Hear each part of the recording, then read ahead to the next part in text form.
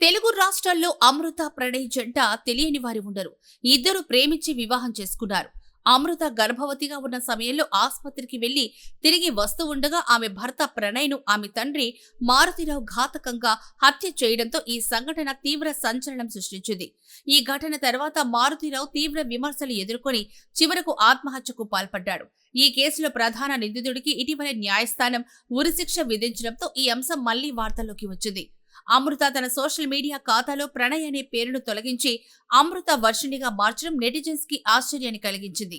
ఆమె ఇలా అకస్మాత్తుగా పేరు మార్చడం పైన ఆమె త్వరలో మరో పెళ్లి చేసుకోబోతోందా అనే ఊహాగానాలు సోషల్ మీడియా వేదికగా చర్చకు వచ్చాయి. దీనిపైన నెగటివ్ కామెంట్స్ కూడా వచ్చాయి. ఈ విషయం గురించి అమృత ఇటీవల తన యూట్యూబ్ ఛానల్ ద్వారా స్పందించింది. కమ్యూనిటీ గైడ్ లైన్స్ ప్రకారం పేరు ఎప్పుడో మార్చాల్సి ఉండేది, కానీ ఇప్పుడు సరైన సందర్భం రావడంతో మార్చాను.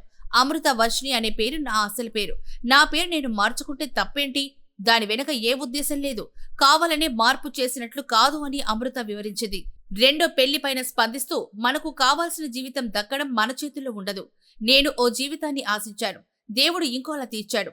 భవిష్యత్తులో ఏమవుతుందో ఇప్పుడే చెప్పలేను. ఏదైనా ఉంటే నేనే ముందుగా చెప్తాను. ప్రస్తుతం నాకు అలాంటి ఆలోచనలు ఏం లేదు. నేను స్పందించకపోతే దానికి అర్థం ఏమంటారు? మీరే ఆలోచించండి అని స్పష్టం చేసింది.